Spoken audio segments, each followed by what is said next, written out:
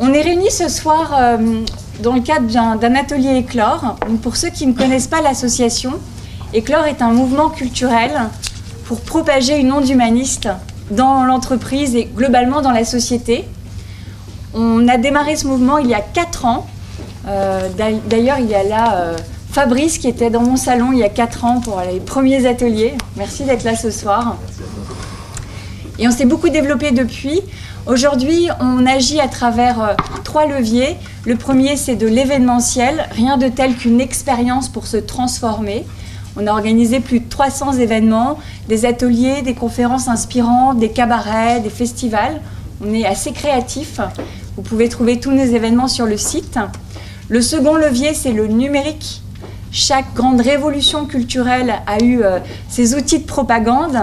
On a eu les livres, on a eu la télé. Aujourd'hui, notre conviction, c'est que ce sont les réseaux sociaux qui propagent les nouvelles idées, les idées qui font le monde de demain. Donc on est assez actifs sur les réseaux sociaux. N'hésitez pas à nous suivre sur LinkedIn, Facebook, les différents réseaux. Et le troisième levier, c'est de la formation.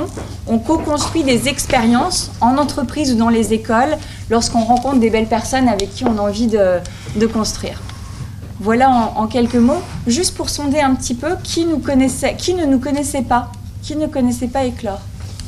D'accord, ok. Bon, eh bien, bienvenue. Bienvenue. Alors, Éclore a démarré parce que moi, j'avais envie de mettre plus d'humanité dans mon travail et je me sentais très seule. Et donc, j'ai eu envie de rassembler des gens qui avaient les mêmes envies que moi. Et puis, un atelier a donné un second atelier, un troisième, et puis jusqu'à 300 aujourd'hui.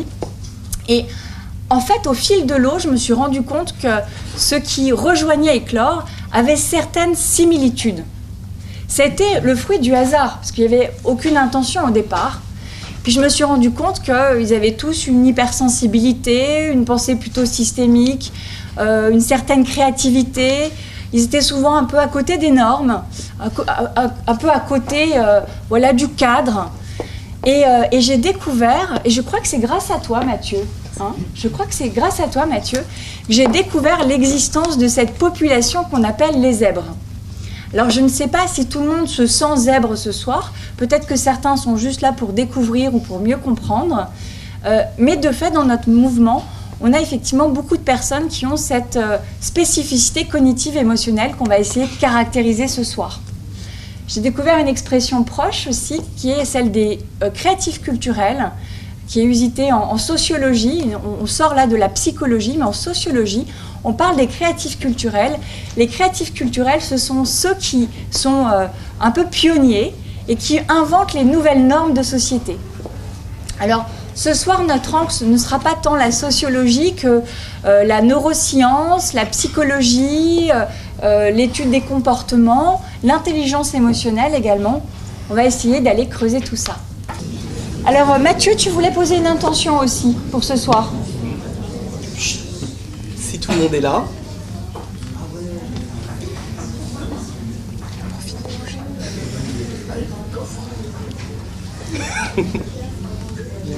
Pour ma part, je suis ravi d'être parmi vous pour commencer.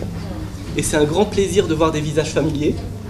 Et la première intention que je voudrais poser, plus fort, c'est que je suis conscient que le zèbre est un sujet sensible pour certains, parce que beaucoup sont en train de se rendre compte qu'ils sont plus ou moins zébrés.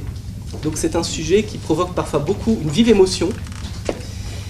Et ce que je vous propose, dans ce que je vais dire, j'ai employé des mots, et un mot est toujours imparfait par définition. Donc c'est de prendre de ce que je vais dire que le positif, que ce qui vous parle ce soir, ce qui vous donne de l'énergie, ce qui vous inspire. Et si des choses vous parlent moins, de le laisser simplement de côté. Et mon intention, en tout cas moi-même, et je suis fidèle à mon identité de coach quand je dis ça, c'est simplement de vous inspirer, pas de prétendre dire des vérités sur le haut potentiel, parce qu'on sait très bien qu'il y en a plusieurs. Donc c'est la première intention que je voudrais poser avec vous ce soir, pour ma part en tout cas. Merci Mathieu. Flora, tu as une intention à poser ? Ah oui, j'ai une intention à poser. Est-ce que vous m'entendez ? En fait, elle est double et elle rejoint ce que vous venez de dire. C'est d'un côté de l'ouverture, parce qu'on a chacun des points de vue assez différents et on se dit aussi que chacun d'entre vous est différent et unique. On en reparlera, ça fait partie des zébrures. et aussi une forme d'authenticité, de simplicité, d'authenticité, voilà, dans la manière dont on va partager les uns avec les autres, y compris dans nos arborescences. Voilà, donc si parfois on part un peu dans tous les sens, je sais que Solène saura nous recadrer. Voilà. Merci Flora. Aliénor, as-tu une intention à poser? Alors je dirais simplicité, authenticité. Non, mais c'est partager un moment intelligible et intéressant pour chacun, et que ce soit presque du donnant-donnant finalement. On apporte, vous apportez, et que ce soit un moment d'échange simple. Pas de... Qui a entendu Aliénor au fond? Qui n'a pas entendu correctement?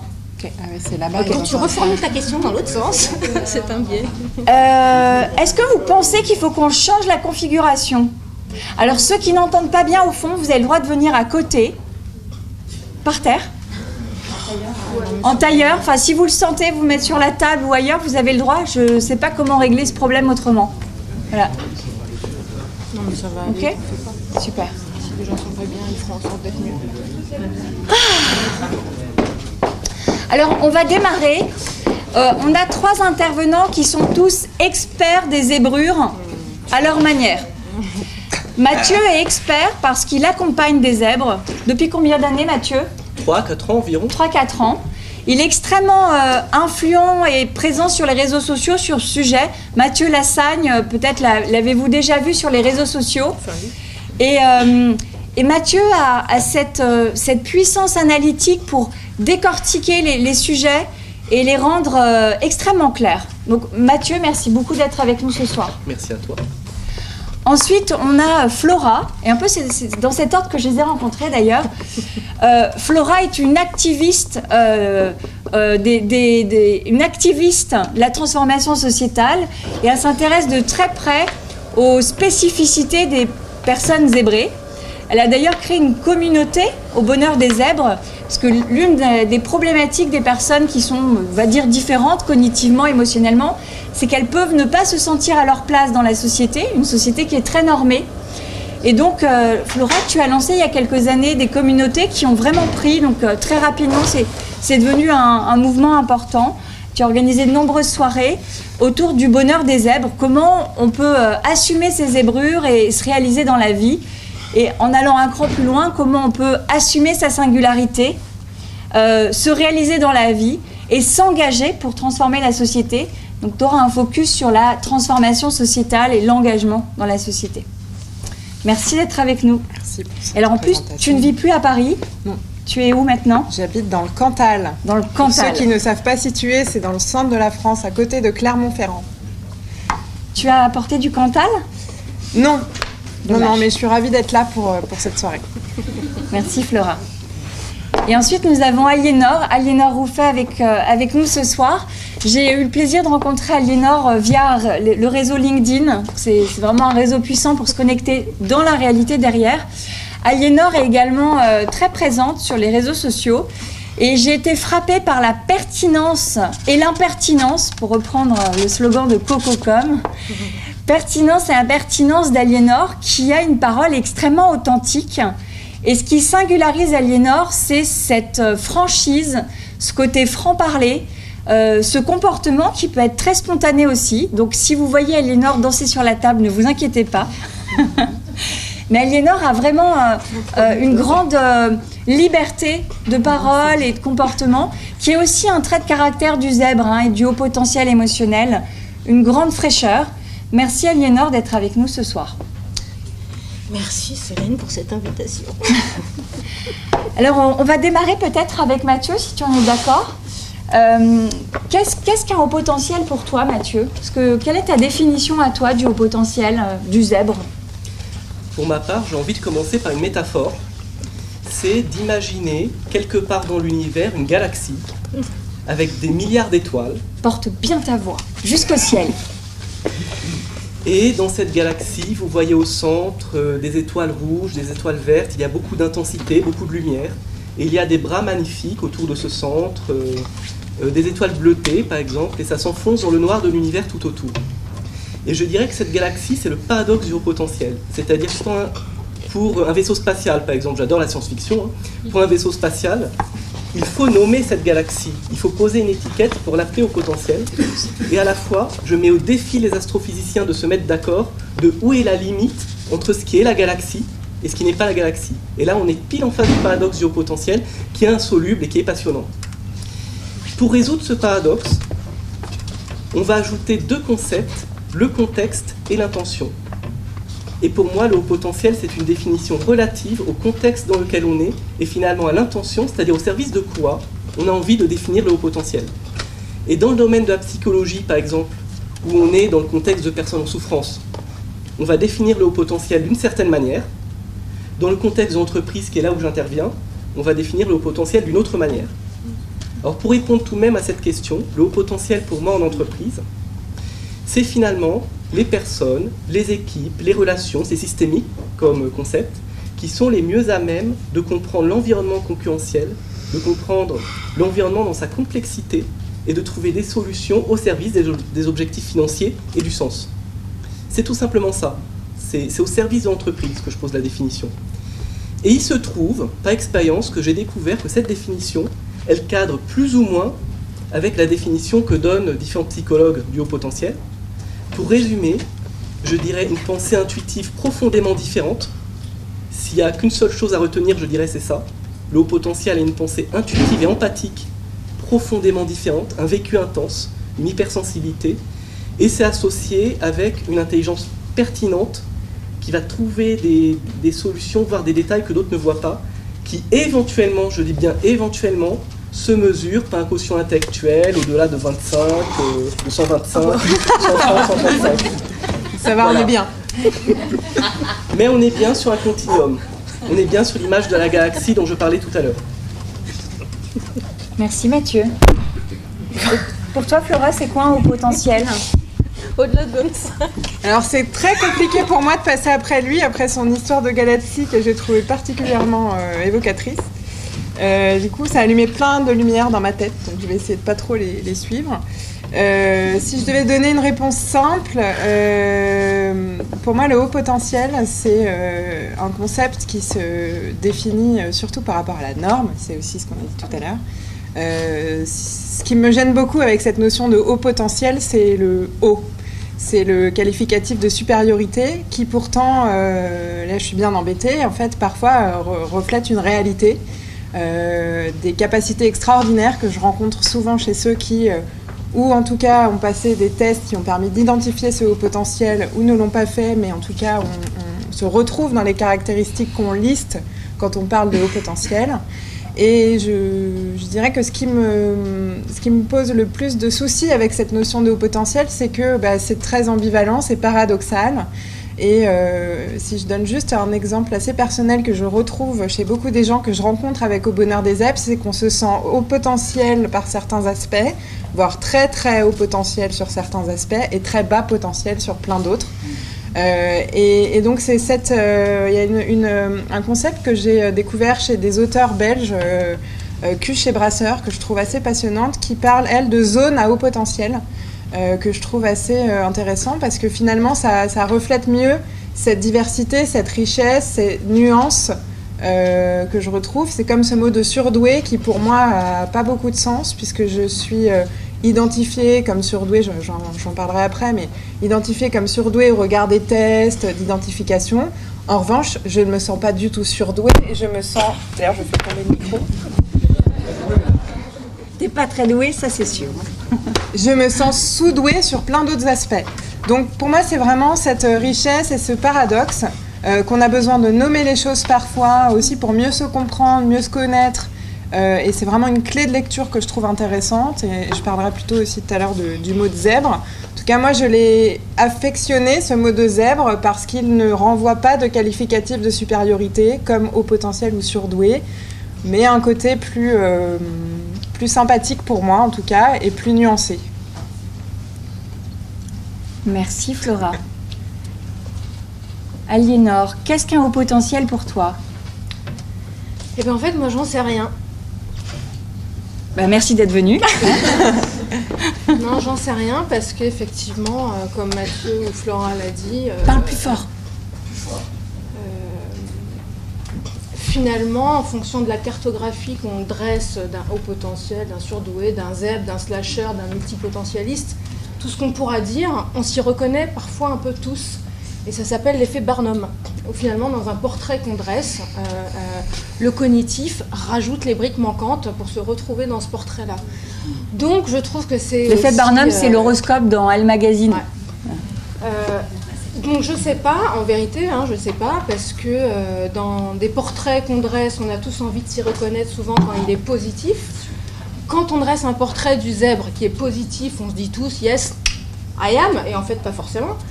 Quand il est négatif, avec tous les biais psychologiques, voire psychiatriques qu'on dresse, tous les 10 qui vont avec, tout le monde se dit « oh non, c'est pas moi ». C'est quoi les 10 ? Tu peux expliciter ? Tout le monde ne connaît pas. Dyslexie, dyscalculie, dyspraxie, moi je vous laisse regarder tout ce qui va... Non mais oui, on n'est pas là pour expliquer, citer le truc, mais tout ce qui est en fait des complications cognitives, voire physiques, et dans la coordination des mouvements, des membres, etc.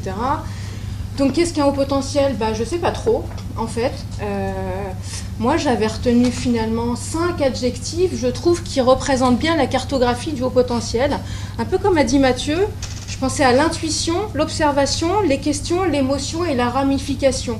Puisqu'au bout du bout, tout est intuition, tout est observation, tout est question, tout est émotion. Et chaque intuition est un sujet, chaque émotion devient un sujet, chaque questionnement devient un sujet, et chaque observation devient un sujet, et tous sont liés par des ramifications qui ne s'arrêtent jamais. Et c'est là où ça devient compliqué, parce qu'en fait, on est chiant, quoi. Non, mais c'est vrai, on est chiant parce que... On peut applaudir Aliénor, là.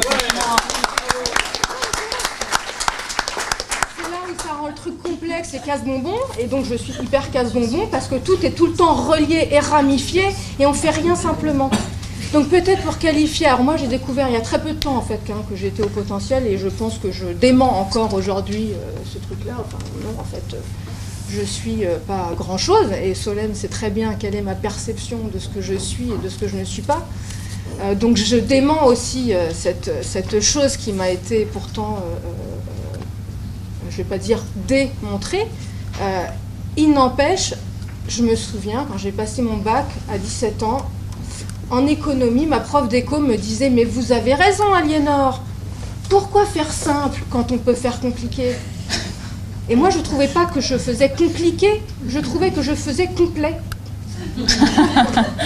Et donc, on est casse-bonbon parce que finalement, ça ne s'arrête jamais, et c'est une interminable ramification, et tout est imbriqué, et c'est là où c'est compliqué. Je sais pas, je pense qu'on peut être complet et con à la fois aussi. L'un n'empêche pas l'autre. Il y a des zèbres chiants et cons. On peut être complètement con. Donc je sais pas exactement ce que c'est, mais potentiellement des gens un peu casse-bonbon à la base, peut-être. Mais non, mais pas par volonté d'être chiant, par volonté de comprendre et d'être complet, quoi. Merci Aliénor. Bon voilà, je suis casse-bonbon dès le départ. Alors, moi, il y a une citation que j'aime beaucoup. Je ne sais plus de qui elle est, mais je retrouverai ça. L'auteur dit « La nature crée des différences, la société en fait des inégalités, notre humanité en fera des complémentarités. » Il est important de reconnaître qu'il y a des différences cognitives, émotionnelles, physiques, qui sont liées à la nature des personnes. Ce n'est pas que la société qui crée ces différences. Il y a des différences naturelles. Que le grand chêne soit plus imposant que la petite pâquerette des champs ne pose problème à personne. On est d'accord. La diversité fait partie de la nature. Et cette diversité s'applique aussi au genre végétal, animal et humain. Donc oui, il y a des diversités humaines. Et je propose ce soir qu'on mette de côté ce sentiment d'imposture qui habite beaucoup de personnes, en disant « Ok, il y a des différences. Et il y a des potentiels dans des contextes donnés qui sont plus importants. » Et là, on retrouve un petit peu ta définition qui contextualise le haut potentiel. Ce n'est pas un haut potentiel dans l'absolu, mais dans un contexte donné, nous pouvons reconnaître que certaines personnes ont plus de potentiel, d'aptitude, de propension à. On est tous d'accord là-dessus ? Ok. Alors, du coup, ce que je vous propose pour aller un cran plus loin, c'est d'avoir ces témoignages, ces partages un peu de vécu de 3 personnes très différentes, comme vous l'avez déjà remarqué sûrement, 3 parcours très différents également. Et moi, j'aimerais beaucoup entendre votre témoignage de ce parcours de vie d'un zèbre. Voilà. 3 zèbres parmi tant d'autres. Probablement qu'on pourrait à tous vous donner la parole. On le fera plutôt autour de l'apéro ensuite. Mais donc, je propose que Mathieu ouvre le bal. Mathieu, en quelques minutes, que peux-tu nous dire de ton parcours, voilà, qui es-tu et qu'est-ce que tu as envie de partager avec nous? Ce que j'ai envie de partager avec vous, je vais essayer d'être bref dans la présentation. Alors, je suis ingénieur de formation à la base et j'ai toujours été passionné par, ça c'est un élément important qui fait partie de mon identité, par l'astrophysique, les mathématiques, la sociologie, la philosophie. Et il y a un mot pour moi qui me convient presque mieux que le haut potentiel, c'est la multipotentialité, qui est souvent reliée au haut potentiel. La multipotentialité, c'est tout simplement s'intéresser à différents sujets, être passionné par différents sujets et un haut potentiel au travail. Et ça, c'est une croyance difficile pour les DRH, c'est difficile de le comprendre. Ils vont être meilleurs sur chacun des sujets en faisant 10 qu'en étant focalisés sur un seul sujet. Pourquoi? Parce qu'ils ont besoin de transversalité. Ils ont besoin de relier un sujet à un autre. Donc je dirais, alors je commence par une étiquette, c'est imparfait pour me définir, mais on va commencer là-dessus. Donc j'ai été dans le conseil, l'audit financier, je dirais la gestion de projet SI, pour simplifier, même si c'était un poste assez multipotentialiste. Et j'ai découvert au fil de l'eau que ce qui me passionnait, au-delà des enjeux liés au système d'information, c'est les enjeux humains qu'il y a derrière. Parce que je me disais que si on cherche, en tant que DSI par exemple, à résoudre un problème en restant focalisé uniquement sur ce problème, on se donne tous les moyens de ne pas réussir parce qu'on ignore tout l'écosystème qu'il y a autour. Et la vision dans les entreprises est beaucoup trop silotée encore. Et moi, j'étais partisan depuis assez tôt face à une problématique SI, pouvoir se dire c'est quoi au fond du fond, les enjeux humains qu'il y a derrière, les enjeux de pouvoir, les vrais enjeux en fait dont personne n'ose parler qui sont là. Et à un moment donné, je me suis dit c'est quoi cette manie que j'ai à toujours prendre en compte l'écosystème quand les autres ne le font pas forcément. Donc j'ai investigué, j'ai toujours été passionné du développement personnel et c'est là que j'ai été moi-même détecté au potentiel. Et pour ma part, mais ça c'est mon témoignage personnel, ça m'a aidé à tout comprendre. Ça a été une étape fondamentale. C'est pas simplement pour me coller une étiquette, ça n'a pas tellement d'intérêt. C'est que ça m'a permis de comprendre tout un tas de petits malentendus avec la vie, en fait, avec les autres. Et du coup, d'améliorer mes relations avec les autres, plutôt que de me séparer des autres avec une étiquette. Et ça, c'est fondamental à comprendre. Et donc, j'ai poursuivi mon cheminement, je me suis mis à écrire, par exemple, et j'ai décidé, à un moment donné, de moi-même me faire accompagner en coaching, pour me centrer sur ma juste place, qui est un sujet pour les hauts potentiels. Je dirais que les 2 grands sujets chez les hauts potentiels, c'est s'autoriser à exister, ça c'est un sujet majeur qui vient de l'enfance, et s'autoriser à prendre sa juste place. Et ça demande, ça semble simple comme ça, mais ça demande de dépasser énormément de croyances, des loyautés familiales, des loyautés vis-à-vis de sa classe sociale aussi, et pour s'autoriser à exister. Et du coup, je me suis tourné vers le questionnement, c'est-à-dire questionner des dirigeants, des équipes, des écosystèmes, pour s'autoriser finalement à trouver leur juste place, un peu comme une marque d'entreprise qui est un peu vieillissante mais qui ne s'avoue pas qu'elle l'est vraiment, et qui va décider de se dire bon, à un moment j'en ai marre de faire des efforts, et on va se focaliser sur l'activité ultra haut de gamme qui fait qu'on est à notre juste place en fait. Donc à tous les niveaux, j'accompagne sur ce sujet parce que c'est ce qui a fait sens pour moi en fait dès le départ. Dès l'enfance, j'adorais accompagner mes petits camarades à aller au-delà de quand je les sentais pas très alignés, pas très en congruence, à rétablir une paix intérieure, à s'autoriser à cette paix intérieure, à cette sérénité que l'on ressent quand on est à sa juste place. Et ça devient, alors on est bien obligé de poser des étiquettes, ce qu'on appelle aujourd'hui le coaching professionnel, stratégique et systémique, que j'ai adapté aux personnes au potentiel, parce que c'est les clients qui sont venus me voir tout simplement au départ. Ce n'était pas une intention marketing, c'est que tout simplement au départ, c'est les personnes qui nous ressemblent souvent qui viennent nous voir. Et j'ai découvert au fil de l'eau à quel point c'était fondamental. Mais coaching, comme dans toutes les activités d'ailleurs, comme les avocats, les médecins, etc., à quel point c'est fondamental quand on accompagne un haut potentiel, de l'accompagner en étant à l'écoute de ses spécificités, qui sont radicalement différentes je dirais, de tout un chacun. ça demande une posture spécifique et surtout une acceptation de ce qu'est le haut potentiel et que ça existe. Et je trouve que beaucoup de professionnels dans beaucoup de métiers gagneraient à être à l'écoute de cette spécificité.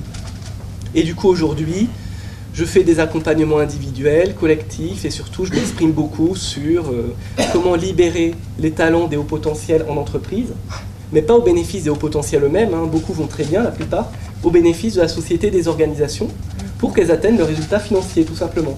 Sans que ce soit dans l'effort, sans que ce soit en faisant des plans sociaux très difficiles, mais tout simplement en bonne intelligence, en libérant les talents des hauts potentiels au même titre que tout un chacun. Il ne s'agit pas de créer une population que l'on valoriserait par rapport à une autre, c'est au même titre que tout un chacun, aller écouter ceux qui en général sont les derniers à se mettre en valeur et qui ont des solutions à proposer pour parfois sauver un grand groupe, hein, tout simplement. Il y a des...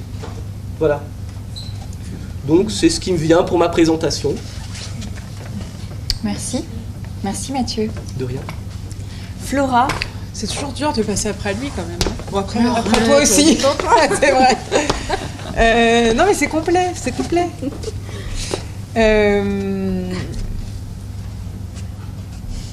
En fait, je l'ai un peu dit tout à l'heure. Moi, d'abord, mon entrée sur la question du haut potentiel, ça a été une identification à 11 ans. Et j'étais la caricature qu'on lit parfois de la gamine pas très bien dans ma peau, qui s'entend pas avec les enfants de son âge, qui a des centres d'intérêt un peu décalés, qui se sent pas bien dans un groupe, voilà, que j'ai parfois retrouvé dans des descriptifs d'enfants à haut potentiel identifiés. J'ai eu cette identification avec des tests qu'on m'a fait passer et à vrai dire, j'en ai pas fait grand-chose. J'ai fait une crise d'adolescence qui a duré à peu près 10 ans. Donc j'ai été vraiment une petite ado déjà à cet âge-là et ça a duré longtemps. Et en fait, j'ai un peu mis de côté cette étiquette, cette clé de lecture et de compréhension. Et en fait, elle est ressortie à chaque crise. Et la dernière crise en date, c'était en 2015. C'était une année pour moi extrêmement riche et extrêmement difficile. C'était l'année des attentats de Charlie et du Bataclan. Je travaillais à la télé à cette époque-là, au moment des attentats de Charlie. Et j'ai été vraiment percutée par ce qui se passait et la manière dont j'ai vécu, en fait, la façon dont on a couvert tout ça, enfin tout ce qui a suivi, en fait, les attentats de Charlie. Et l'année qui a suivi, où j'ai travaillé, j'ai quitté la télé, et j'ai travaillé plutôt autour du climat pour préparer la COP 21. Je fais court parce que c'était une année vraiment dense. Mais néanmoins, à la fin de cette année-là, en fait, j'avais eu l'impression d'avoir été traversée par toutes les émotions, des positifs, des négatifs, que j'avais vécues en accéléré, en condensé, en intense. Et à la fin de cette année-là, j'ai changé tout dans ma vie. J'ai quitté l'homme avec qui j'étais, j'ai quitté le boulot que j'avais. Et je me suis reposé cette question en me disant, mais en fait, il y a quand même 2-3 spécificités dans ton mode de fonctionnement.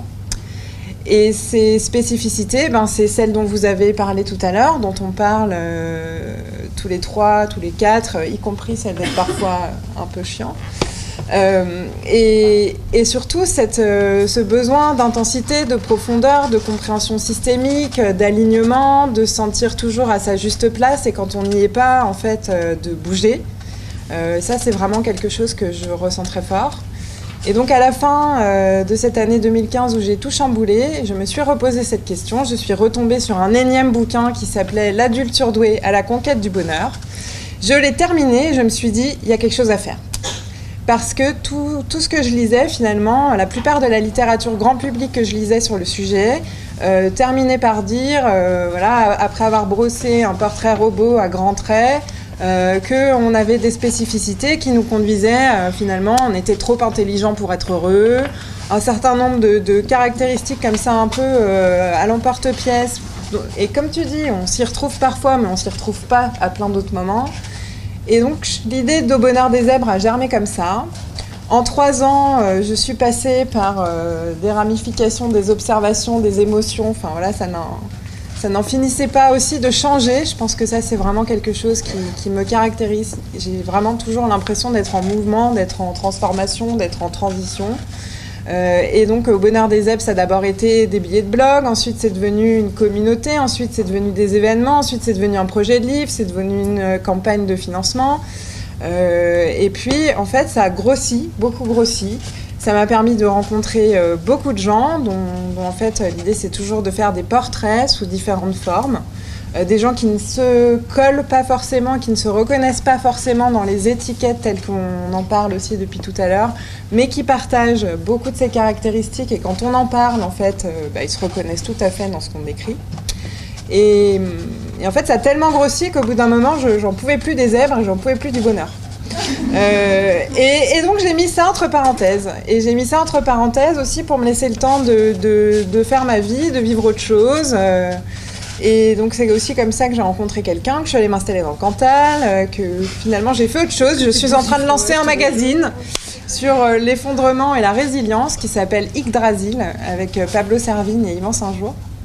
Et en fait, le sujet revient à moi et en fait je suis très contente qu'il revienne à moi parce que moi aussi j'ai changé entre-temps et surtout j'ai pris un peu de recul.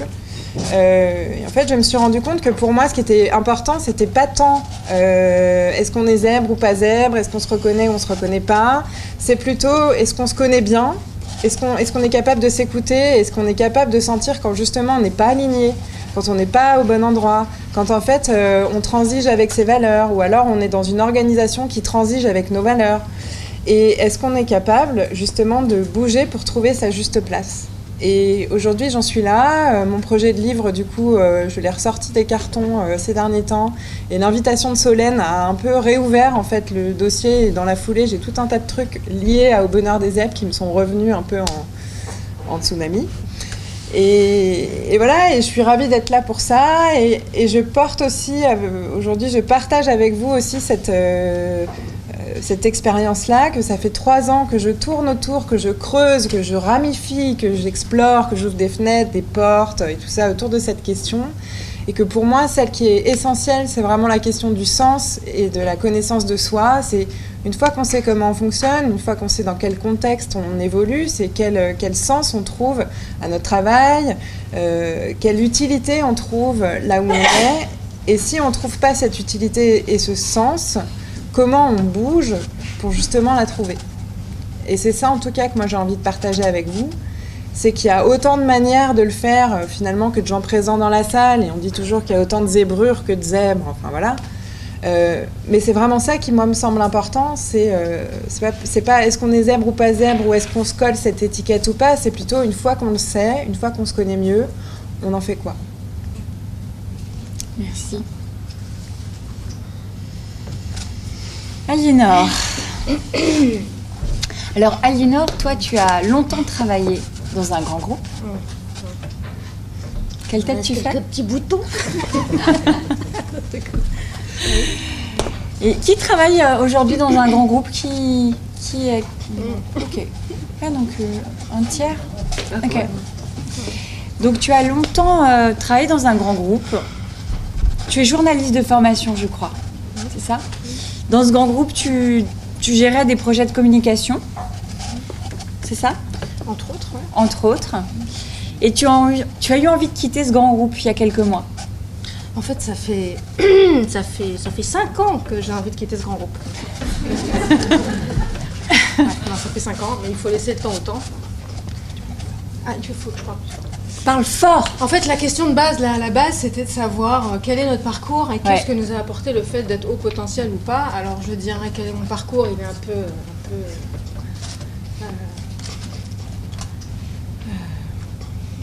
je sais pas quoi, d'ailleurs.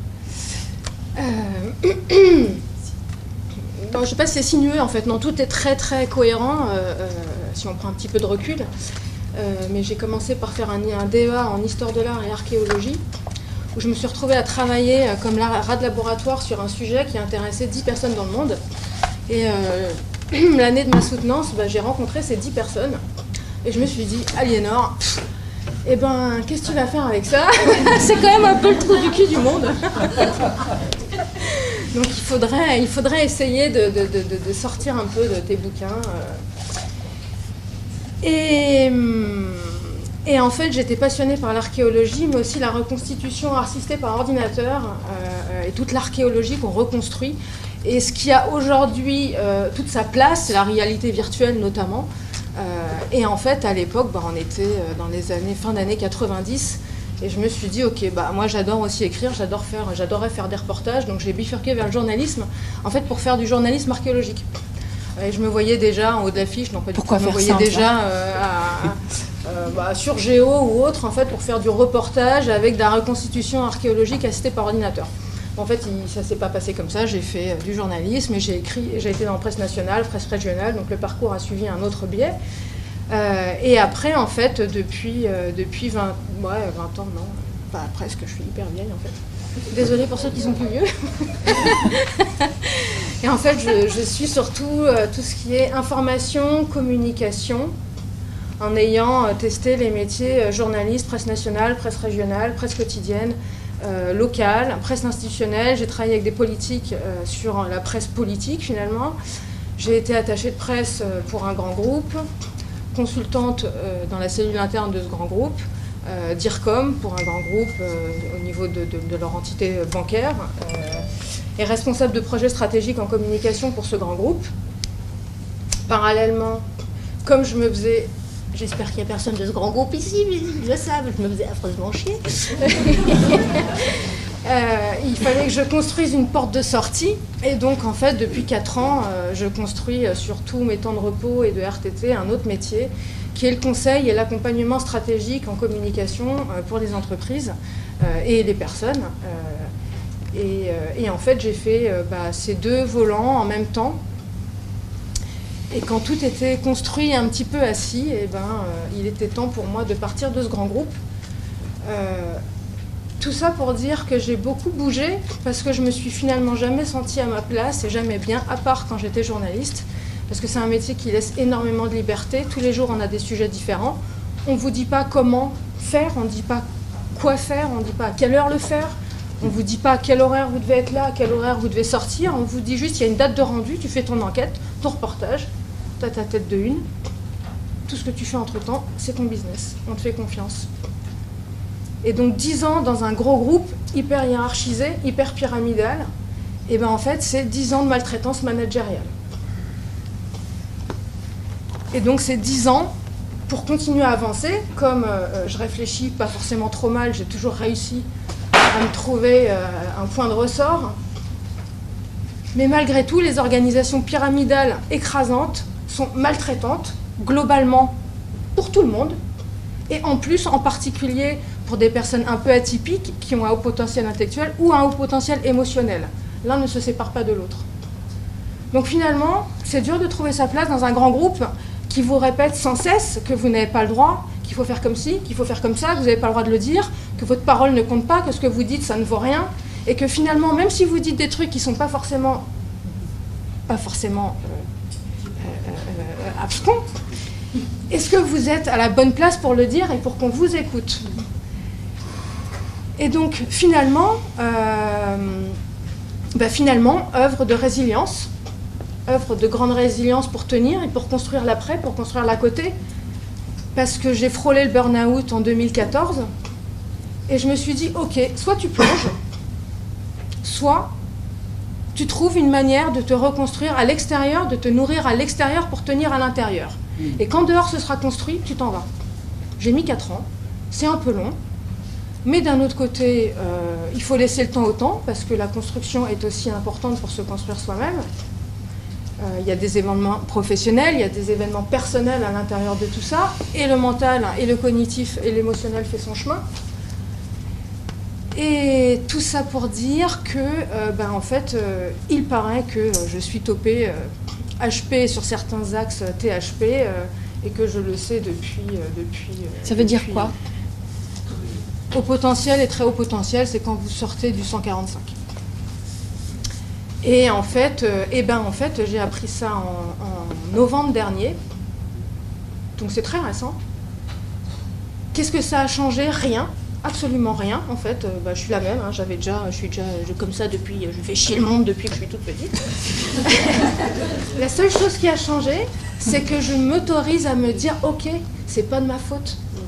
Ah, d'accord, c'est pour ça. Donc en fait, c'est pas forcément moi le problème. C'est peut-être tout le reste le problème. C'est quand même vachement important. Ça. Donc j'avais peut-être pas tort sur tout en fait. C'est peut-être pas forcément moi le problème.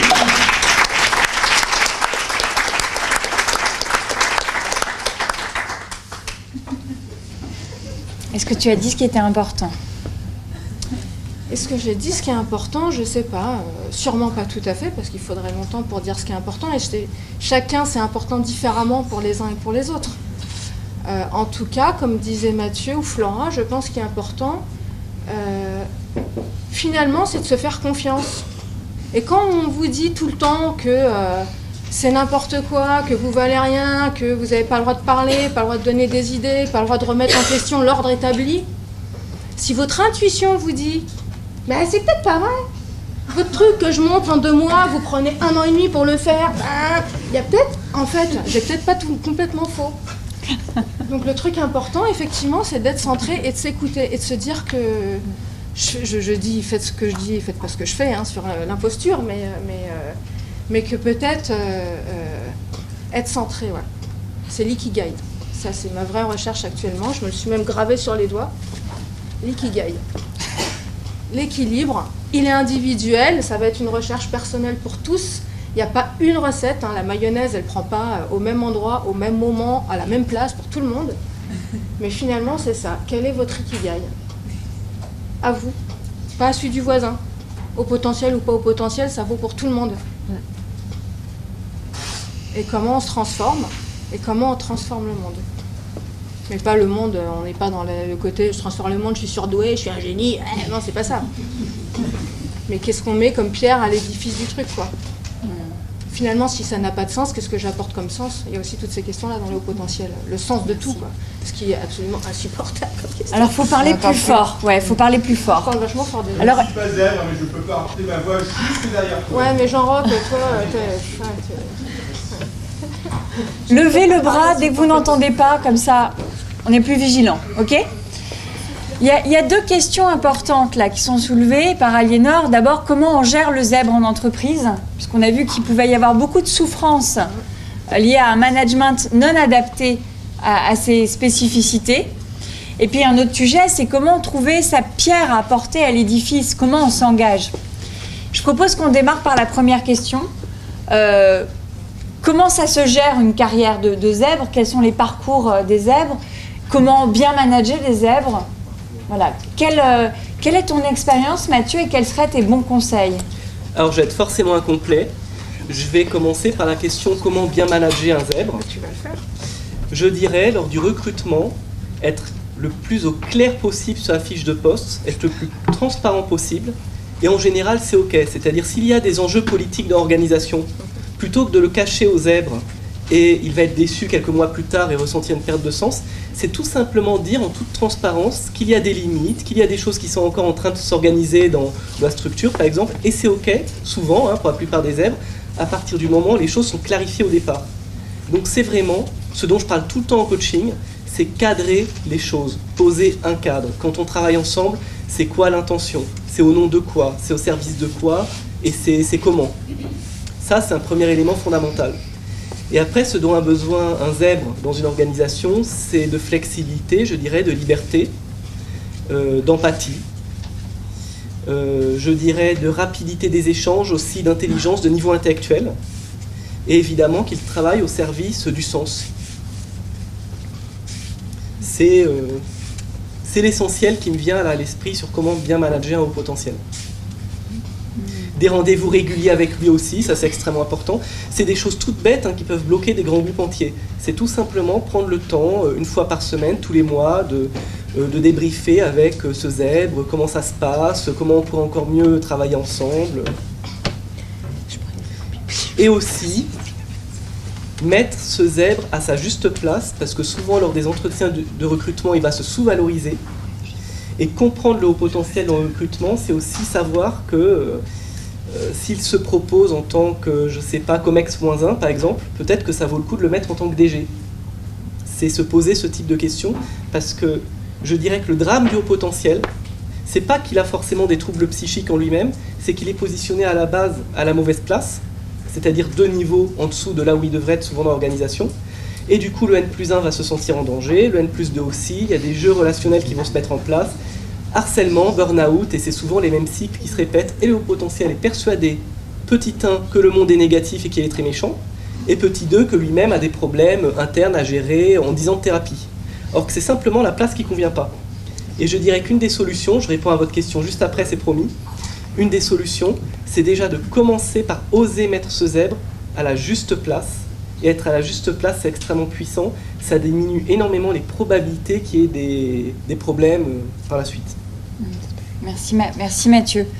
Je propose que les questions, on les garde pour la fin, pour un souci de timing. Donc, notez vos questions, on les prendra toutes à la fin. On les traitera par paquet. Je crois également qu'au fond, on entend très mal. Sachez qu'il y a une place ici. Il y en a 2. Est-ce que vous voulez venir devant? Jean-Roch et... Ouais. Est-ce que vous voulez passer devant? Il y a 2 places devant. Super. Parce que c'est dommage de ne rien entendre. Là-bas au fond, ça va mieux, je crois. Ouais. Super. Juste ici. Très bien. Une autre question pour Mathieu sur la gestion de carrière. Est-ce qu'il y a des carrières typiques des zèbres ou est-ce qu'il y a une grande variété de trajectoires? C'est quoi ton expérience autour de la carrière des zèbres? Mon expérience, c'est que chaque zèbre est profondément différent. Parfois, j'ai l'habitude de dire qu'il n'y a pas plus différent que 2 zèbres. C'est comme le zèbre, je dirais, on pourrait dire que le zèbre, c'est une mélodie. C'est différentes mélodies, chaque zèbre a une mélodie différente, et donc ça donne des carrières qui ont des mélodies différentes, sauf que ça vient d'un même instrument de musique, c'est-à-dire qu'on sent derrière en filigrane que la texture est la même, la qualité est la même, mais ça donne des personnalités, des carrières toutes différentes les unes des autres. Et pour moi, j'ai l'expérience de beaucoup de zèbres qui se débrouillent très bien dans les grands groupes, qui trouvent du sens, même si c'est pas parfait, qu'il y a toujours un burn-out à gauche à droite quand même. C'est pas grave, hein. Mais c'est le dommage collatéral. C'est pas parfait, mais ils s'en sortent très bien. Et il y a d'autres zèbres qui vont se sentir beaucoup mieux en tant qu'entrepreneurs, par exemple, en créant leur propre activité. Et il y a tout sur le continuum, il y a tous les intermédiaires possibles. Donc chaque zèbre, je dirais, a sa carrière qui fait sens. Et je dirais, et c'est ce qui a été évoqué ici, c'est la zone de génie qui est très importante à trouver. Se découvrir zèbre, poser cette étiquette, c'est pour aller en détail derrière cette étiquette, trouver ce dans quoi on est le meilleur, ce que j'appelle la zone de génie. Et la zone de génie, c'est pas trouver un sens, je dirais, un peu mystique. On est beaucoup dans cette mode de trouver le sens au service des autres. C'est d'abord penser à soi et se dire, c'est quoi que je fais en dépensant aucune énergie, dans un sentiment d'évidence où il y a du sens, tout simplement, c'est juste, c'est la juste place, c'est une congruence. Et c'est aller trouver cette juste place. Et à partir du moment où on trouve ça, que l'on soit dans un grand groupe ou entrepreneur, là, il y a de l'abondance qui vient naturellement et souvent les gens disent « j'ai plein de clients, je ne comprends pas pourquoi, je réussis, mais c'est vraiment purement la chance, les gens viennent vers moi », c'est ce qui s'appelle les synchronicités. Et ces synchronicités, elles se trouvent souvent, pas toujours bien sûr, à partir du moment où on trouve cette juste place. Et pour trouver cette juste place, il faut d'abord poser, je dirais, le mot de zèbre, se découvrir plus ou moins zèbre, avec des nuances, et derrière, on va aller dans le détail, trouver cette fameuse zone de génie. Alors après, un élément important, quand on trouve sa zone de génie, on est souvent déçu, parce qu'on idéalise souvent ce que l'on n'a pas et ce que les autres possèdent. C'est très occidental. Donc il faut accepter cette déception, que la zone de génie, c'est juste ce qu'on avait sous les yeux depuis notre naissance, en fait, et qu'on accepte enfin de regarder. Et les gens se disent souvent, cette zone de génie, je ne pourrai jamais la vendre, ça vaut rien, c'est normal, tout le monde le fait. Mais ça, c'est parce que ça semble tellement évident pour soi, que l'on interprète que c'est évident pour les autres. Alors qu'en fait, ça a énormément de valeur. Et une fois qu'on la trouve, c'est le bonheur en fait. Et on imagine souvent que quand on a trouvé sa zone de génie, il faut faire la grosse reconversion, changer complètement de carrière. Pas forcément. On peut rester au même poste, parfois, et simplement le regarder différemment, le vivre différemment, et mettre en œuvre des compétences légèrement différentes. Comme Merci. Quoi, c'est... Oui. Merci Mathieu pour tous ces conseils. Du coup, moi, ça m'évoque une citation d'Aristote autour de la vocation. Vocation vient de vocare, être appelé. Et Aristote disait, la vocation, c'est là où nos talents, cette zone de génie, rencontrent les besoins du monde. Et il y a là, ici, un endroit très fertile. Et alors, du coup, on a quand même une spécialiste du sujet. Comment mes talents je les offre au monde? Comment je m'engage pour faire en sorte que ce qui m'est difficile, ce qui me heurte, ce qui me semble injuste, ben justement, c'est là que je vais travailler, c'est là que je vais œuvrer. Qu'est-ce que tu as envie de partager avec nous sur cette thématique, Flora? En fait, je ris intérieurement parce qu'à chaque fois que je les écoute, j'ai 1000 idées dans la tête et je me dis mais par où je vais commencer, mais comment je vais faire, mais j'ai pas du tout dit ce que je voulais. Donc je vais essayer de me rassembler, me centrer. En fait, cette question du sens, elle est vraiment très importante pour moi depuis toujours.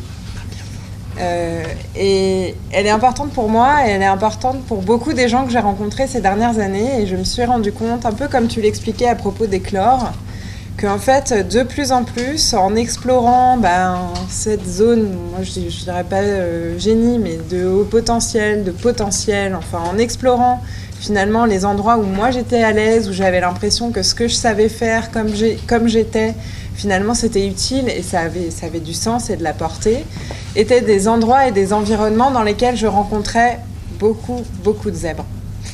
Et en discutant avec ces zèbres dans ces communautés, dans ces tribus dans lesquelles j'étais comme un poisson dans l'eau, moi qui avais été si mal très souvent dans beaucoup de groupes, dans ces groupes-là j'étais pas mal.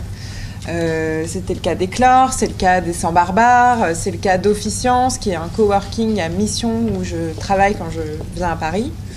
Et en fait, dans ces endroits-là, j'ai rencontré beaucoup de gens dont c'était vraiment une des préoccupations centrales quotidiennes.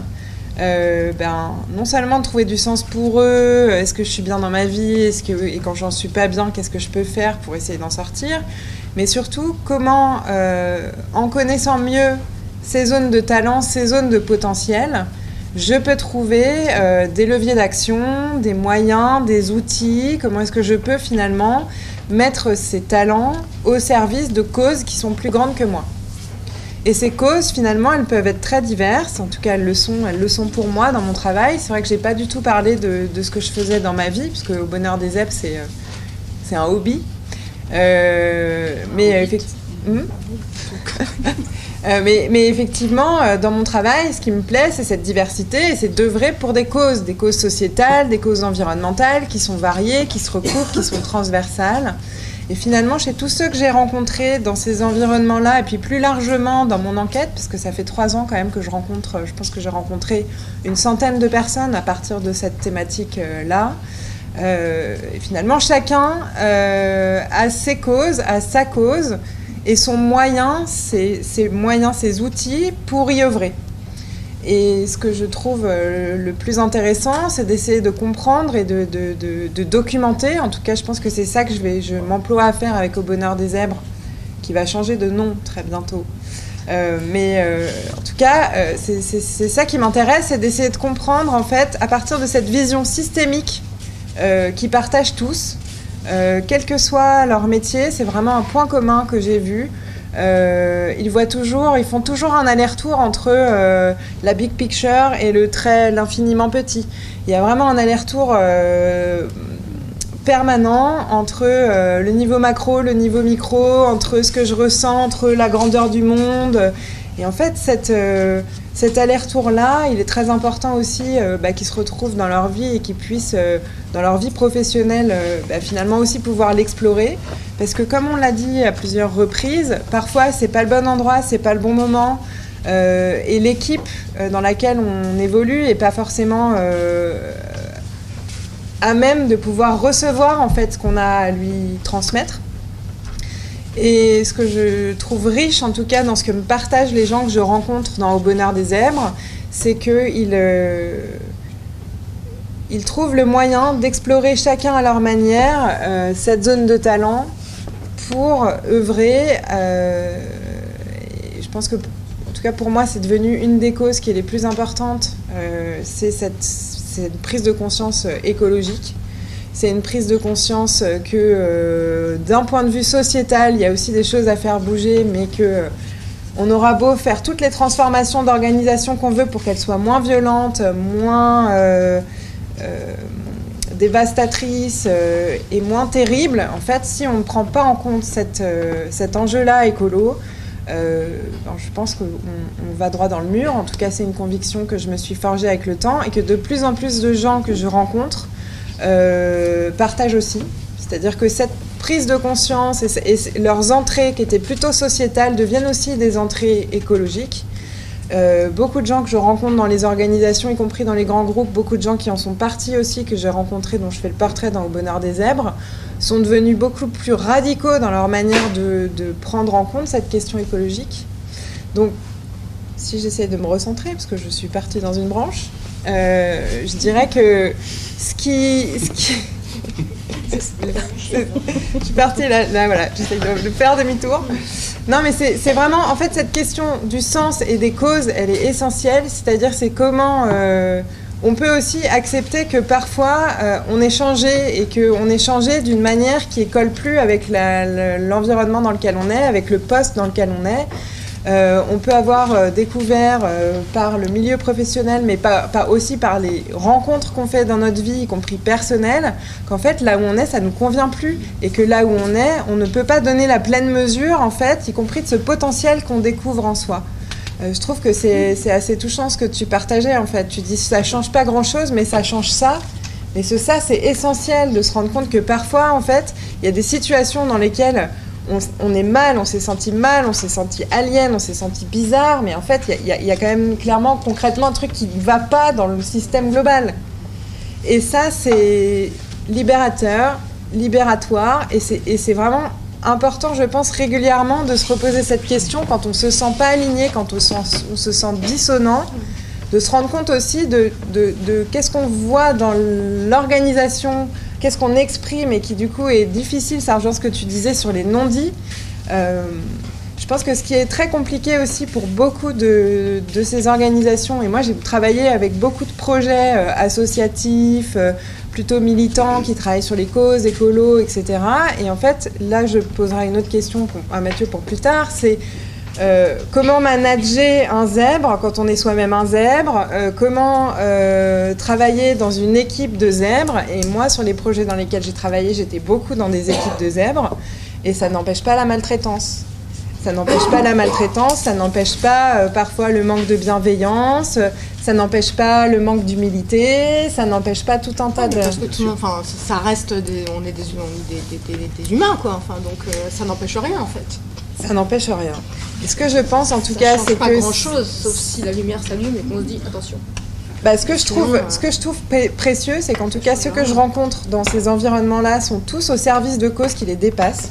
Ce que j'observe néanmoins, c'est que même quand il y a ces causes qui sont au cœur de l'engagement sociétal, environnemental, il y a toujours aussi cette question de l'ego qui revient. Et pour moi, même si on doit se faire confiance, être pleinement conscient de ses capacités, s'autoriser à prendre de la place. Pour moi, ça a résonné, j'ai tout qui s'est allumé quand tu parlais de ça, parce que je passe mon temps à me dire, mais en fait, je prends pas trop de place, il faut pas que je prenne trop de place. Et même quand je suis en représentation publique. Et pour autant, c'est vraiment une question essentielle de s'autoriser aussi à se dire non mais là en fait je ne peux pas occuper ma juste place dans l'organisation et dans l'environnement tel qu'il est. Et donc de se poser la question en s'entourant, en rencontrant aussi des gens qui partagent ces questionnements, qui sont passés par là, comment est-ce que toi tu ferais ? Et une dernière chose que j'ai envie de... C'est parti dans tous les sens, mais c'est pas grave. C'est parfait. Une dernière chose que j'ai envie de partager, c'est une discussion que j'ai eue aujourd'hui avec deux amis que j'avais pas vues depuis longtemps. Donc comme je disais, j'habite dans le Cantal, donc quand je passe à Paris, je vois mes amis avec beaucoup de plaisir. Qui sont deux personnes que j'ai rencontrées par les barbares et avec lesquelles je discute très souvent et dont je fais le portrait dans mon livre que je vais finir par écrire. Et en fait, qui sont tous les deux, comme ils le disent, du 1%. C'est-à-dire de ce 1% qui travaille dans les grands groupes, qui gagne beaucoup d'argent, qui finalement représente aussi cette élite dont ils se revendiquent et qui en même temps les questionnent beaucoup.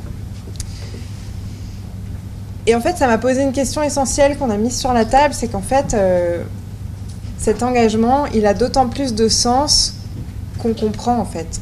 On comprend, on a cette vision systémique, on comprend les interdépendances, on comprend les interrelations. Et on comprend aussi parfois comment nous-mêmes, on peut jouer un rôle dans un système qu'on dénonce. Et donc, moi, ce que j'ai envie de... Ouais.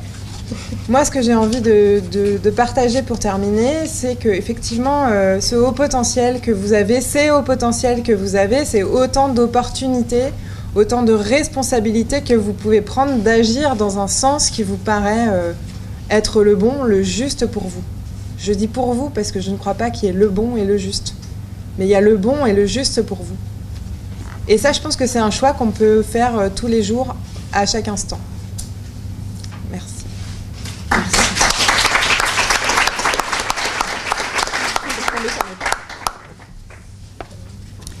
Ça m'évoque quelque chose avant de donner la parole à Aliénor.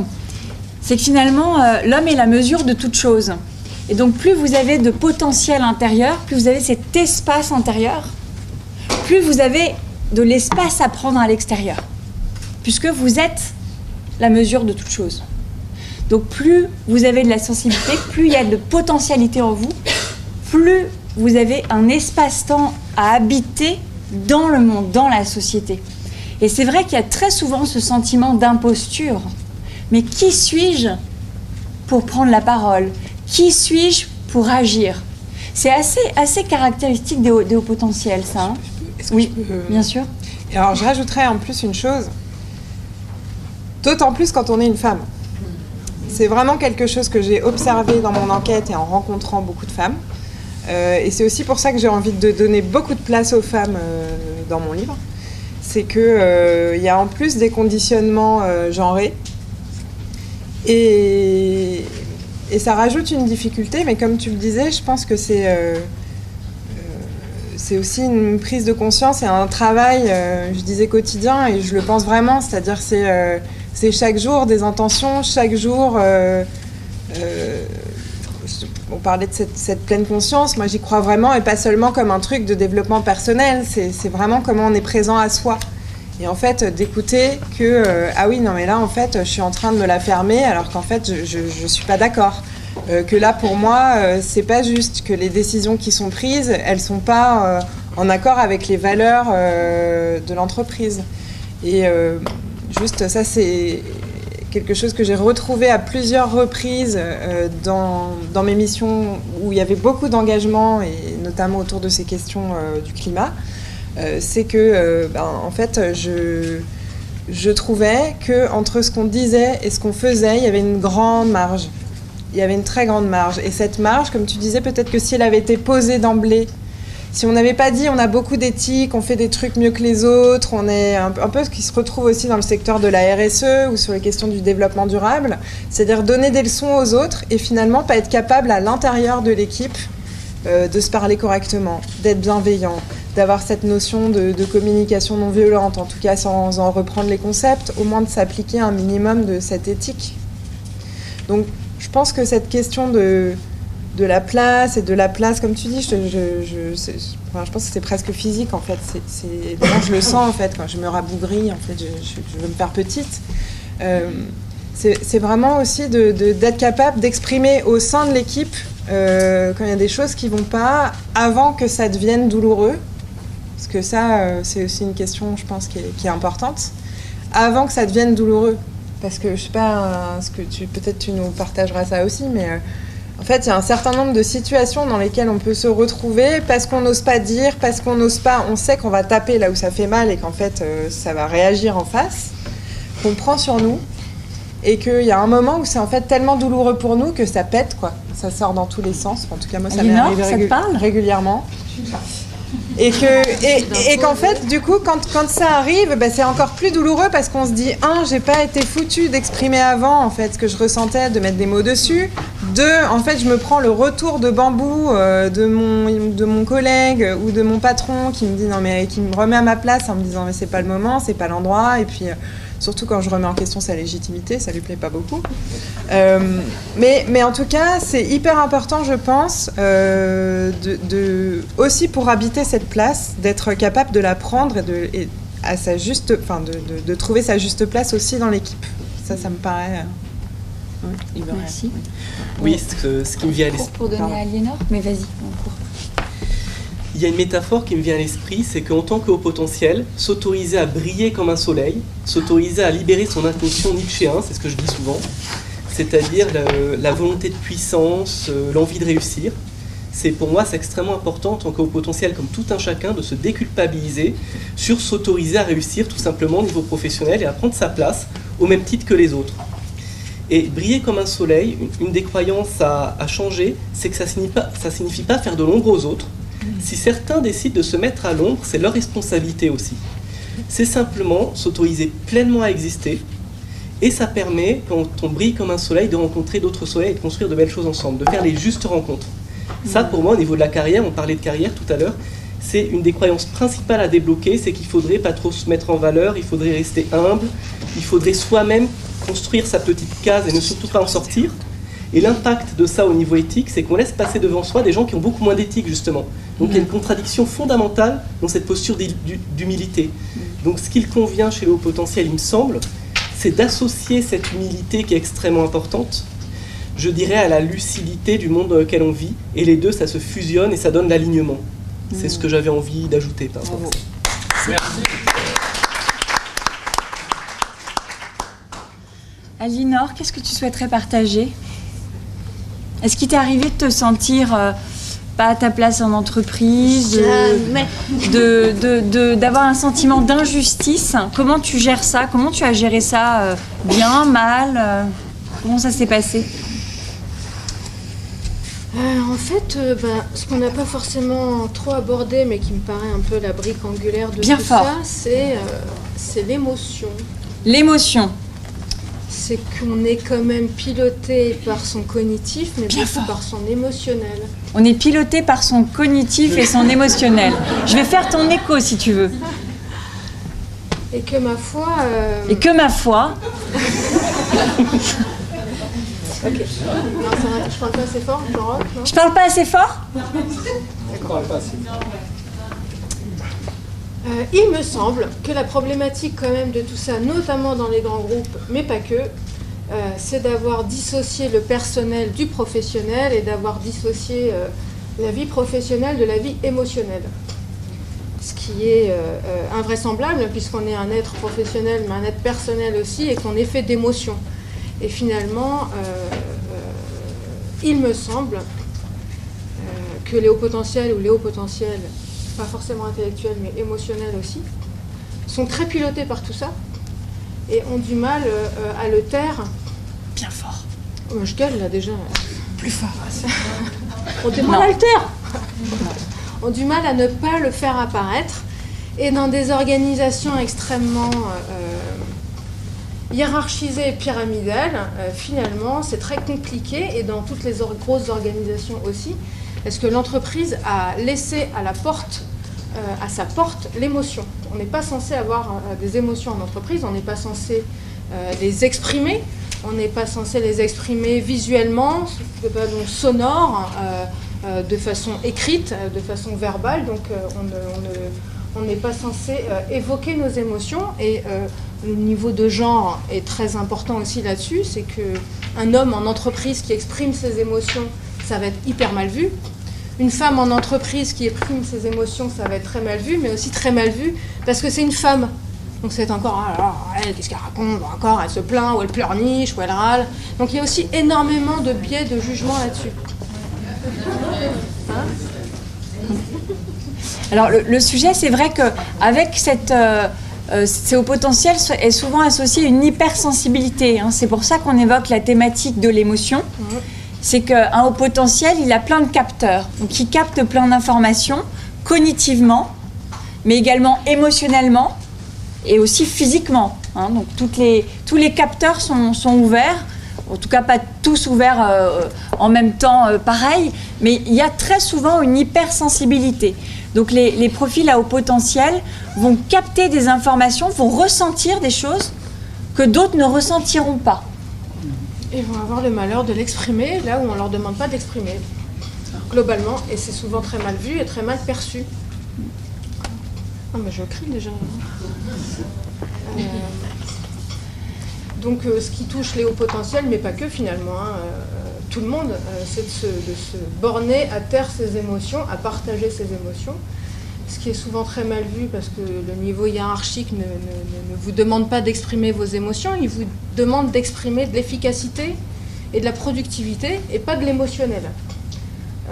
Potentiellement, probablement, je pense, si on laissait un petit peu plus le champ ouvert à son émotionnel, permettrait d'éteindre beaucoup de feux, de dire ce qui est, de dire ce qu'on ressent, et que ça ne fasse pas finalement beaucoup de drames humains. Il y a beaucoup de casse en ce moment dans les entreprises. On est à un niveau de burn-out et d'arrêt de travail qui n'a jamais été atteint.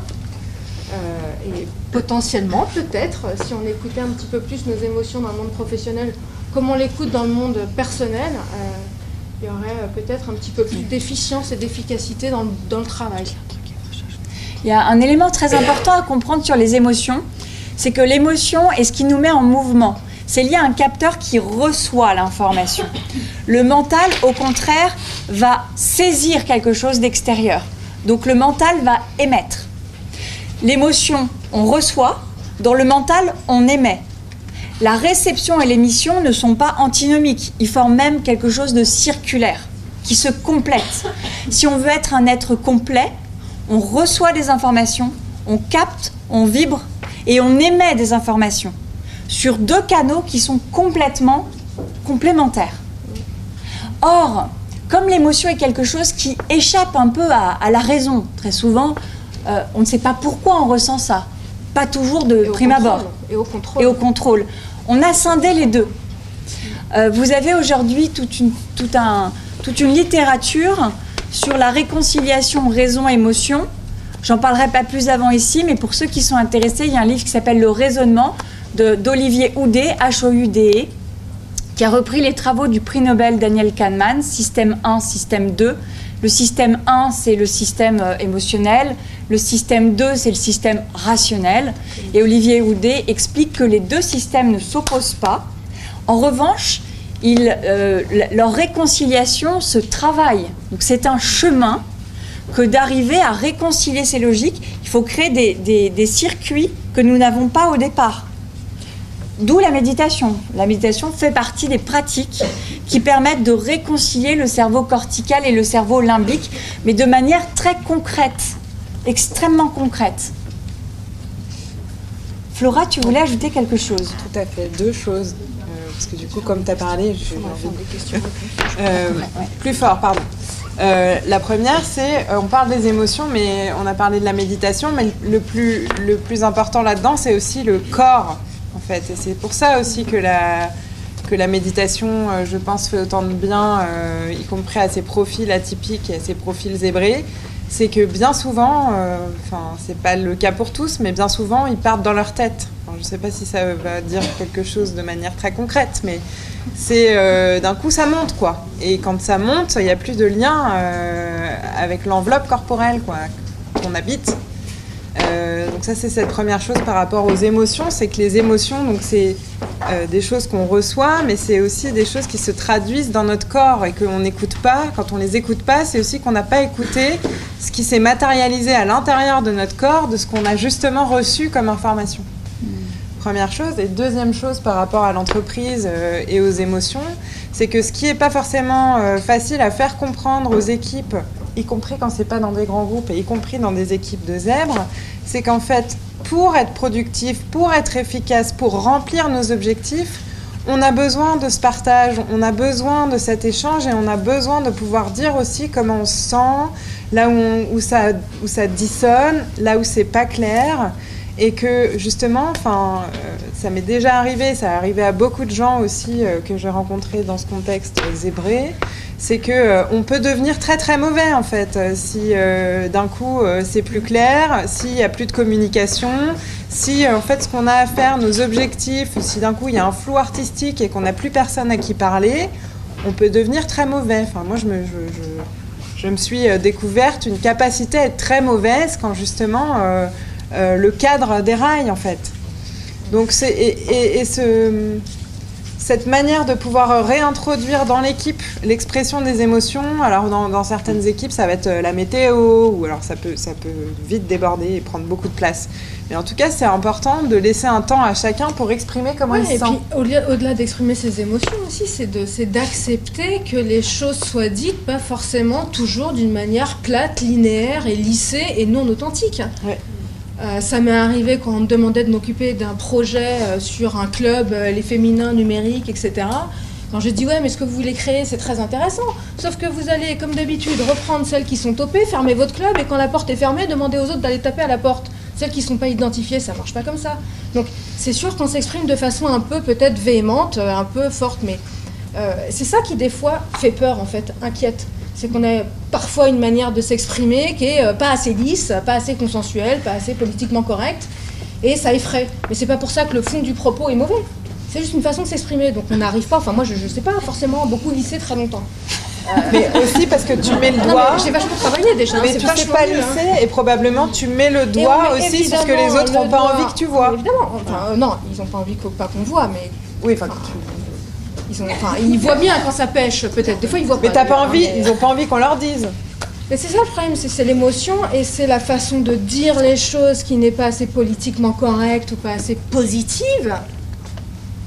On peut dire des choses très positives, mais on peut dire des choses très négatives sous un angle très positif. Mais voilà, et c'est peut-être aussi ça, tout un apprentissage à lisser, mais à force de... Il y a une phrase qui dit... à force de vouloir rentrer dans le moule, on ressemble à une tarte. Ben non, mais on peut avoir beau lisser, putain, moi j'y arrive pas, quoi. Alors, j'ai fait vachement de progrès, ça a peut-être pas l'air, là, mais c'est pour vous dire comment c'était, mais non, mais c'est ça aussi qui est terrible. C'est que c'est un biais de conformité et un biais de préjugé aussi. Quelqu'un qui a des tatouages, maintenant un peu moins, mais il va être très mal jugé. C'est très intéressant de se tatouer de la tête aux pieds pour voir la réaction des autres. Mais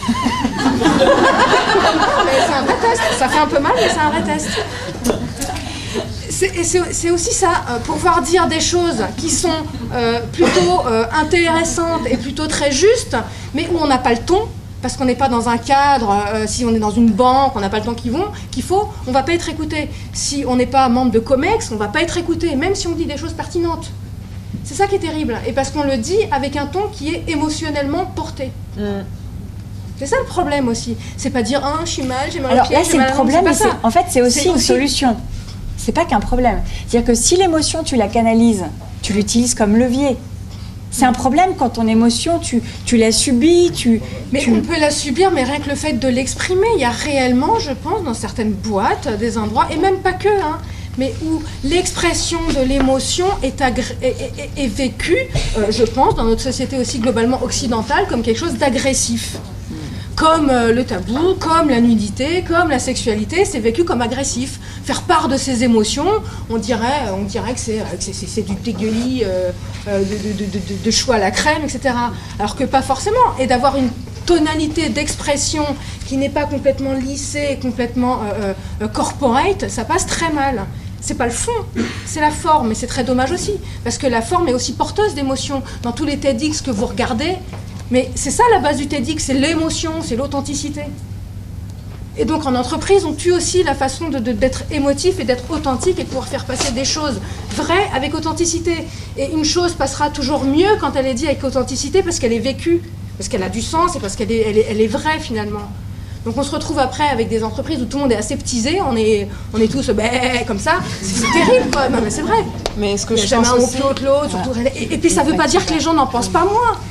Sauf que si on a l'outrance de dire un mot plus haut que l'autre, on se fait taper sur la tronche quoi. Quel que soit, non mais c'est vrai, quels que soient les niveaux, que ce soit les membres du COMEX, ils se disent des trucs, c'est horrible quoi aussi dans les grosses boîtes.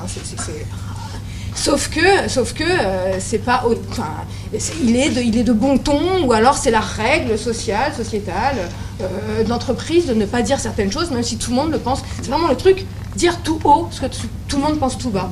On se fait toujours taper sur la tronche là-dessus, même si c'est vrai. Mathieu, tu voulais dire quelque chose? Ouais, tu bouges un peu là. Alors j'avais plein de choses à dire.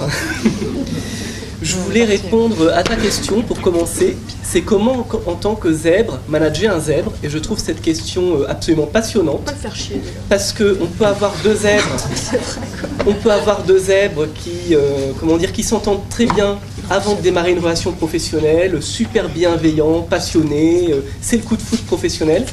Et quand ils se mettent à bosser, là c'est la catastrophe. Et ils ne comprennent pas pourquoi.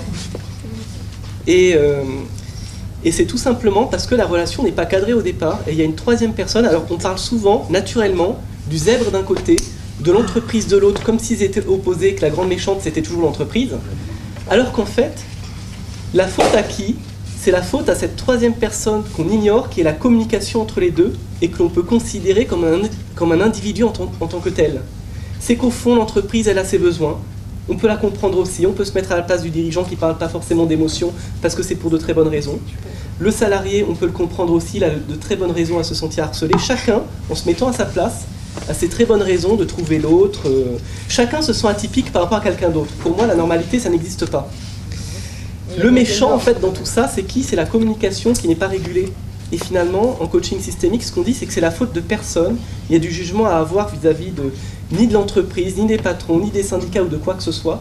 C'est simplement quelque chose à travailler au niveau de la communication. Et souvent, beaucoup de hauts potentiels arrivent à rester eux-mêmes, à toujours rester eux-mêmes dans la communication, à avoir une communication empreinte d'émotion, une communication authentique, et à la fois qui est comprise de l'interlocuteur qui fonctionne différemment. Et c'est ça, je pense, qui est fondamental à comprendre, c'est ne pas voir le zèbre d'un côté et les autres ou l'entreprise de l'autre, le salarié d'un côté et l'entreprise de l'autre. Ça, c'est des illusions. C'est parce que la réalité est beaucoup plus complexe que ça. C'est aller voir la co-responsabilité de chacun, parce que ce qu'on découvre en coaching et qui est passionnant, c'est que donc on est appelé sur des missions de coaching, il y a un gros problème, c'est le salarié dit que c'est la faute du patron et inversement. C'est qu'en fait chacun s'est mis d'accord à un niveau inconscient, et ça c'est dur de s'en rendre compte, de se l'avouer, un niveau inconscient pour ne pas réussir. Parce que chacun a inconsciemment un bénéfice secondaire à ne pas réussir. Et quand on commence à reconnaître ça, qu'au fond, c'est la première chose que doit reconnaître un client en coaching, c'est pourquoi il est venu pour mettre en échec le coaching et ne pas réussir. Pourquoi au fond, il a une part de lui qui n'a pas envie de réussir. Et une fois qu'on connecte les besoins qu'il y a derrière, parce que finalement l'envie de ne pas réussir, c'est qu'il y a des besoins derrière qu'on n'ose pas s'avouer. Une fois qu'on se réconcilie avec ça, alors on peut être en congruence et en alignement. Et c'est pareil dans la communication entre un surdoué et son N+1, ce qui peut être concerné aussi d'ailleurs. C'est plutôt que de dire la faute à l'un à l'autre ou trouver des compromis, c'est regarder dans l'envers du décor comment chacun a mis tout en œuvre pour bien éviter la réussite, parce que la réussite, c'est pas facile, ça signifie beaucoup de choses. Ça signifie en famille, on va dire à sa famille qu'on a réussi, que ça s'est bien passé, ça a des impacts au niveau systémique, ça soulève énormément de choses. Et c'est ça qu'il convient de regarder en fait. C'est dédramatiser les relations et surtout avoir à l'esprit qu'il n'y a pas de fautif. Les médias adorent dénoncer, adorent pointer du doigt une personne, comme ça permet aux autres de rester dans leur zone de confort. Finalement, c'est comprendre que c'est la communication qu'il faut optimiser. Et ça, c'est une posture, je dirais, plus alignée, où on est plus à sa juste place.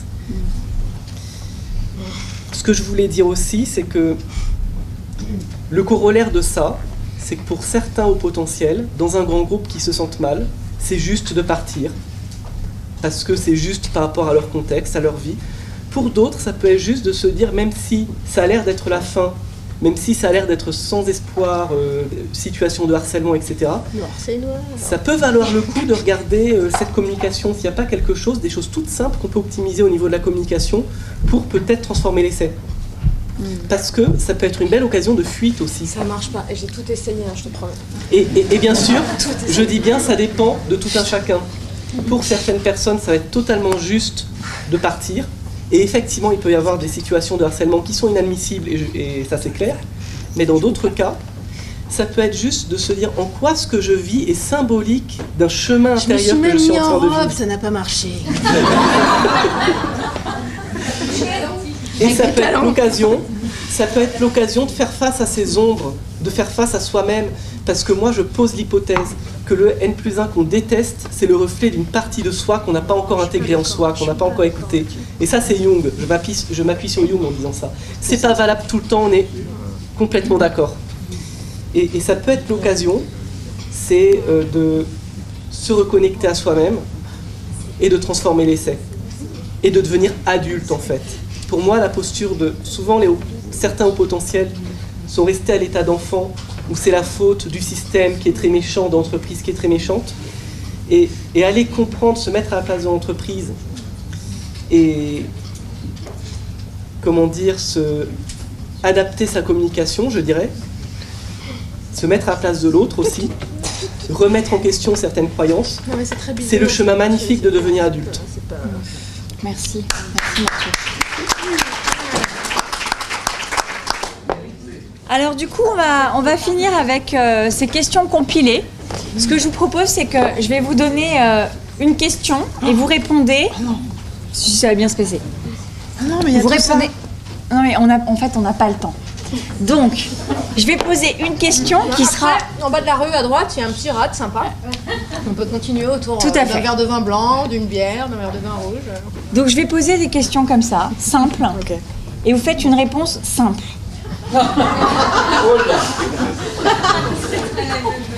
Donc, ça demande d'être ancré, d'avoir la paix intérieure, de faire des choses simples et authentiques. Donc, c'est un exercice de style. Ok. Vous êtes tous prêts? Ok. Le livre que vous recommanderiez pour le sujet? Tu poses la question à qui là? À vous trois. Chacun. D'abord Ouais. Mathieu, dans l'ordre. Préciser la consigne, parfois. Ainsi parlait Zarathustra. Tu veux commencer, Mathieu? Le livre des vrais surdoués de Béatrice Millettre. Le livre des vrais surdoués de Béatrice Millettre. En oubliant le titre. Moi, ça serait le livre de Cuche et Brasseur. Sophie Cuche et Catherine... Non, l'inverse. Enfin bref, Cuche et Brasseur. Le haut potentiel en question. Et là, travail, famille, amour, définition, tout ça, tout est là. Merci. Moi je dirais replongez-vous un peu dans Nietzsche et puis tout va bien se passer. Quel est ton plus grand talent? L'écoute.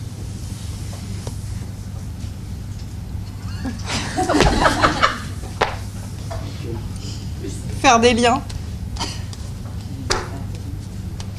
entre les gens, les choses, faire des liens. C'est pas plus concret, désolé.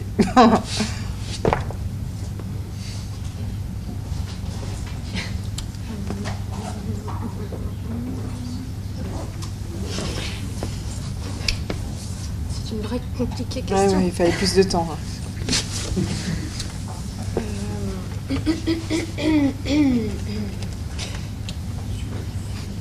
Je dirais peut-être mettre en mots ce que je lis ou ce que je vois. Mettre en mots. Ok. Ouais, c'est bien. Merci. Comment tu te ressources? La lecture.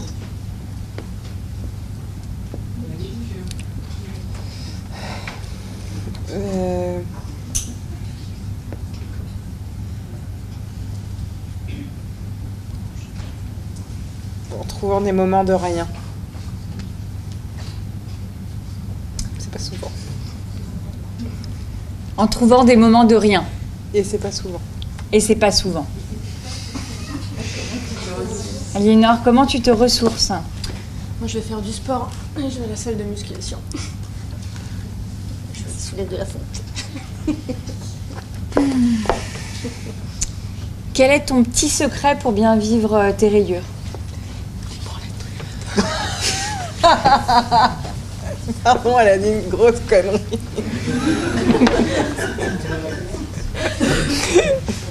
Ton secret pour bien vivre ta singularité? Tout simplement clarifier avec les autres quel est l'objectif, quelle est l'intention de se voir, de travailler ensemble. Et tout est ok à partir du moment où les choses sont claires, où le cadre est posé. Bien poser le cadre. Ok. Laura, Tu peux la refaire. quel est ton petit secret pour bien vivre ta singularité? Ben, en fait, c'est accepter de reconnaître que j'ai jamais vraiment fini de les explorer. Ces rayures. C'était une phrase complète. C'est très bien. Ok. Toujours continuer d'explorer. Aliénor. Bah pareil, je dirais le sport en fait. Non mais c'est drôle, mais ça, non, c'est vrai, c'est un vrai moment où je me sens libre en fait, tu sais, comme l'oiseau. Ou non, c'est vrai. J'ai l'air cinglée, mais non, je le suis pas complètement. Non, mais effectivement, le sport, ça sécrète aussi pas mal d'endorphines, et c'est des moments quand vous faites du sport, pas forcément en équipe, hein, je suis assez solitaire. Et où vraiment c'est un moment de ressourcement, de liberté, de cogitation, de dépassement aussi. Et ouais, non, c'est, ouais, je trouve beaucoup de... Puis tu lâches un peu la tête.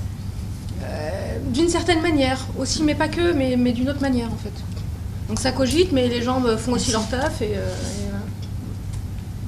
Merci.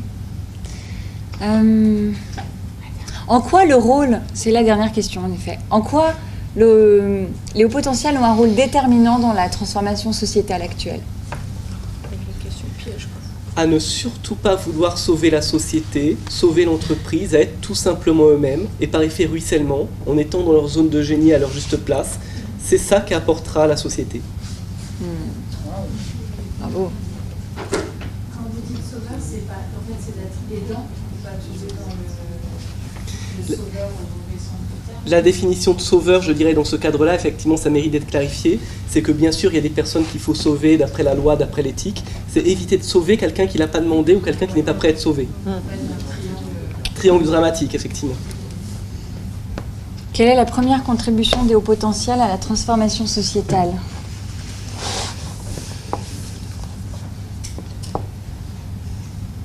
L'amour et l'analyse systémique. Merci Anne. Merci, Anne. Non, la première, oui. Lisez Deep Adaptation.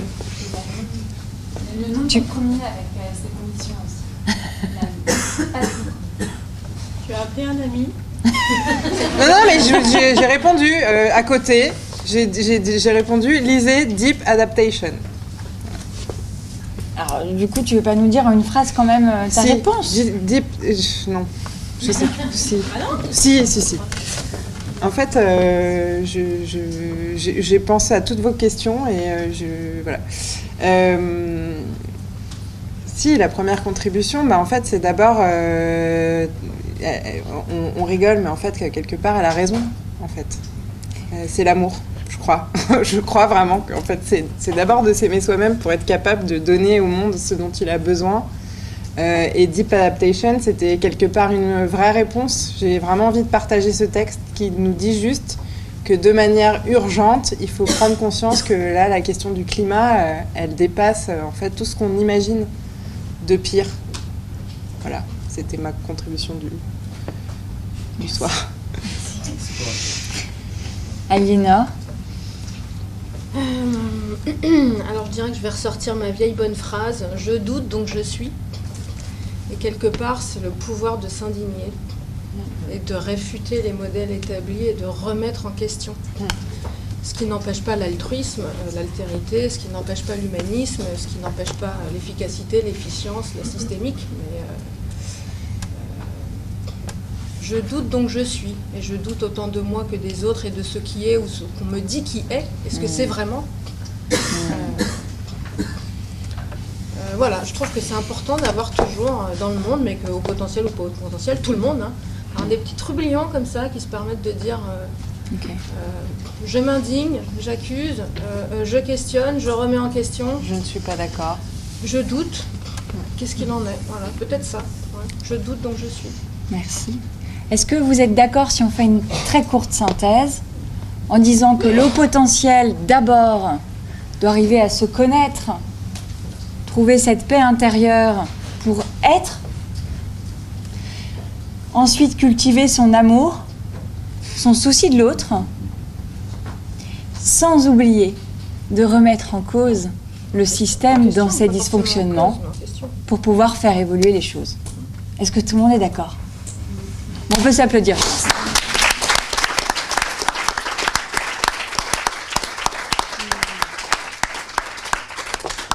Alors c'est un petit peu frustrant parce qu'on aurait volontiers partagé un moment de convivialité ici, mais malheureusement on doit laisser la salle.